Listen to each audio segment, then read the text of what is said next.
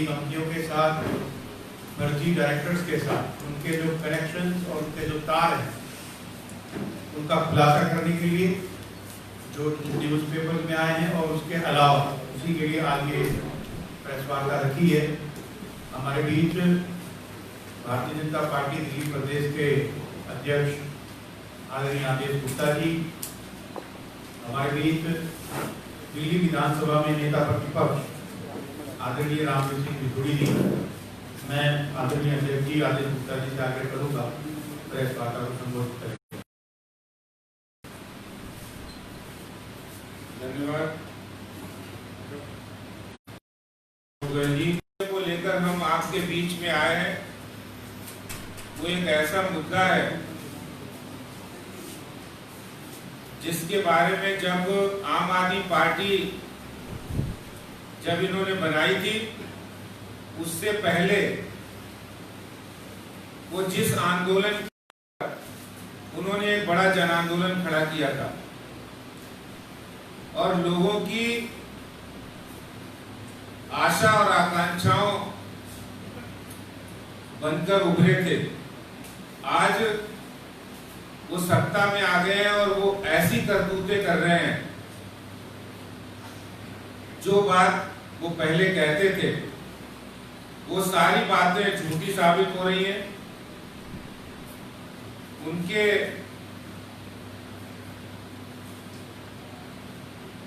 जो वो स्वच्छ राजनीति का संकल्प लेकर आए थे और आज ऐसा लग रहा है वो स्वच्छ राजनीति का चकमा दिया था उन्होंने, और वो चकमा आज लोगों को समझ में आ रहा है। जब आम आदमी पार्टी काले धन को सफेद करने में लगी हुई है, वो अभी जब कुछ दिन पूर्व जिन 4 कंपनियों के फर्जी कंपनियों का पैसा आम आदमी पार्टी ने चंदे के रूप में लिया, 2 करोड़ रुपया, ये 50-50 लाख रुपया 4 कंपनियां हैं, Gold Mine, Buildcon, Skyline Metal, Infolance Software, Sun Vision Agency. ये 4 कंपनियों जिनके इन्होंने 50-50 लाख रुपए फर्जी कंपनियां हैं जिनके 2 करोड़ रुपए लिए हैं, और उसके लिए सिर्फ अभी पुलिस ने कार्रवाई की है।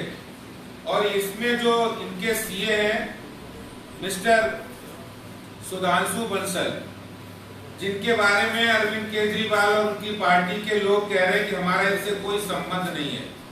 आज मैं आपको बताना चाहता हूं कि सुधांशु बंसल ये सुशील गुप्ता जो आम आदमी पार्टी के सांसद हैं, उनकी कंपनी में भी इन्होंने पैसा लगाया है, स्काईलाइन।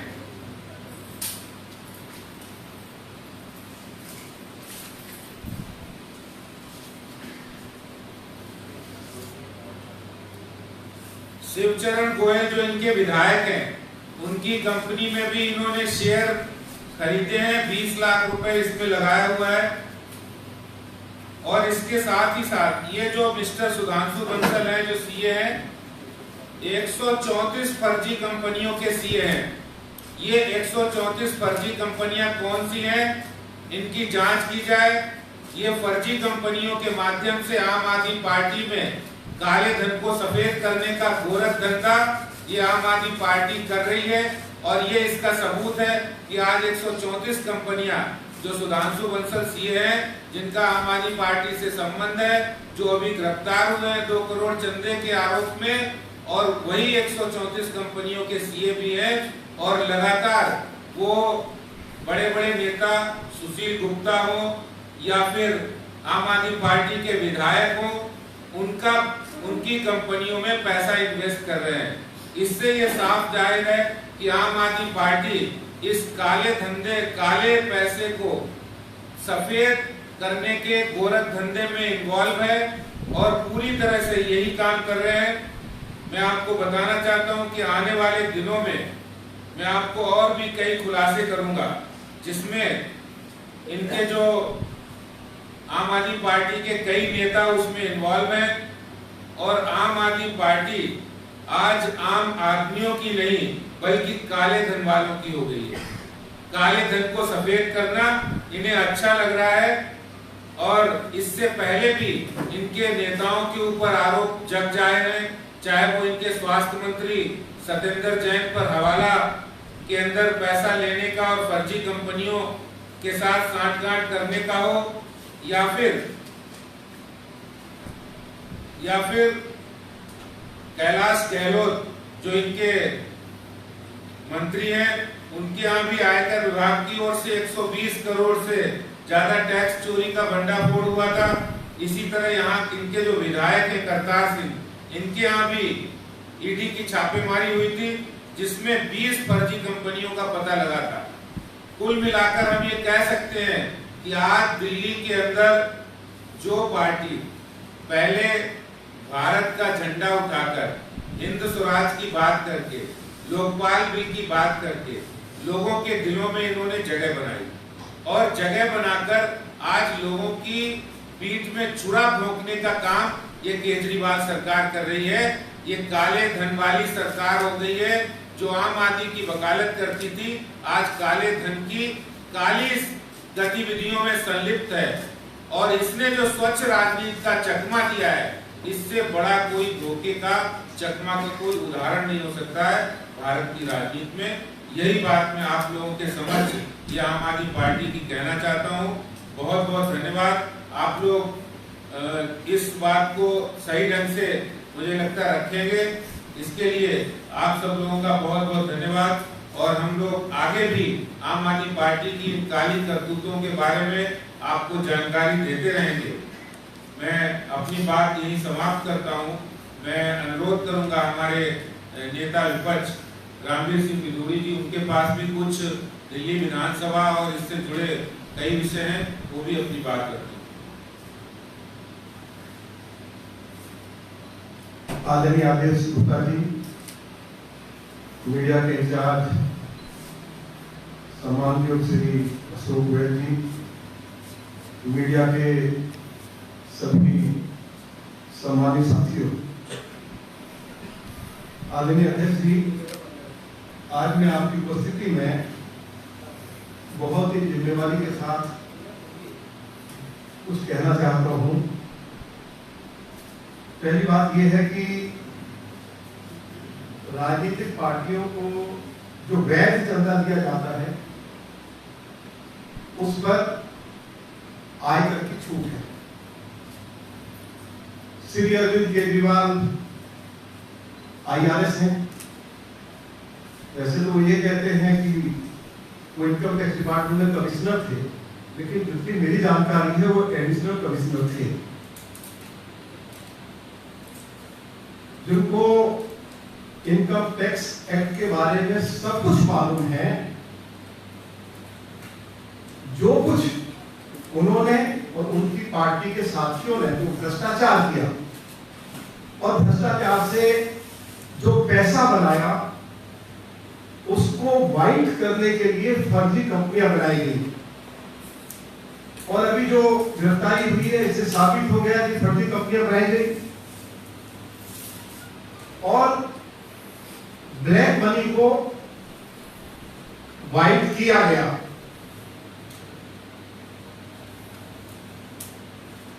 और इन फर्जी कंपनियों का इस्तेमाल किया गया। मेरा यह कहना है कि आम आदमी पार्टी को जो भी चंदा आया है उस पर जो भी अभी तक आयकर विभाग से छूट मिली है 2015 के बाद, क्योंकि यह साबित हो गया है कि ये फर्जी कंपनियां थी और 2015 के बाद जो भी चंदा उनके पास आया है उस पर आयकर विभाग को 2015 से, क्योंकि जब आप आयकर विभाग के पास जाते हैं कि हमें आयकर से छूट दी जाए तो आपको एक एफिडेविट भी देना पड़ता है कि हम जो चंदा आएगा, हम जो एफिडेविट दे रहे हैं, हम जो छूट हमें दी जा रही है हम उसका दुरुपयोग नहीं करेंगे। तो दुरुपयोग तो साबित हो गया है और जब दुरुपयोग साबित हो गया है तो 2015 के बाद जो भी चंदा आया है अरविंद केजरीवाल की पार्टी के पास, उसके ऊपर 35% टैक्स लगना चाहिए। और अध्यक्ष जी, हम ये भी मांग करना चाहते हैं कि जो इनको आयकर विभाग से जो छूट मिली है, वह चंदे के ऊपर मिली है, अगर आपने उसका दुरुपयोग किया है तो जो छूट मिली है आयकर विभाग से, आयकर विभाग इस छूट को रद्द करे। और इसके साथ साथ मैं ये भी आपको कहना चाहता हूं कि जो 2 करोड़ रुपया इनके पास आया है उसको ईडी तुरंत जब्त करे। और जो इनकम टैक्स एक्ट है उसकी सेक्शन 371 ये कहती है कि उसके ऊपर 300% पेनल्टी भी देनी पड़ेगी। 2 करोड़ रुपया तो ईडी को तुरंत जब्त करना चाहिए और जो आयकर जो इनको चंदा आता है उसके ऊपर जो आयकर की जो इनको छूट मिली हुई है वो तुरंत उसको कैंसिल किया जाए, क्योंकि इन्होंने दुरुपयोग किया है। तीसरा, जैसे मैंने आपको कहा कि 2 करोड़ रुपया ईडी तुरंत जब्त करे और 300% पेनल्टी तब से लेकर अभी तक इनसे वसूली जाए। और इनकी पार्टी के जो भी पदाधिकारी थे उनके खिलाफ क्रिमिनल केस रजिस्टर करके उनके खिलाफ केस चलना चाहिए। ये मैं अपनी ओर से और अपने सभी विधायकों की ओर से, आदरणीय अध्यक्ष जी, मैं आपकी उपस्थिति में सरकार से और इनकम टैक्स डिपार्टमेंट से मांग करना चाहता हूं। Subscribe to our channel by clicking the subscribe button.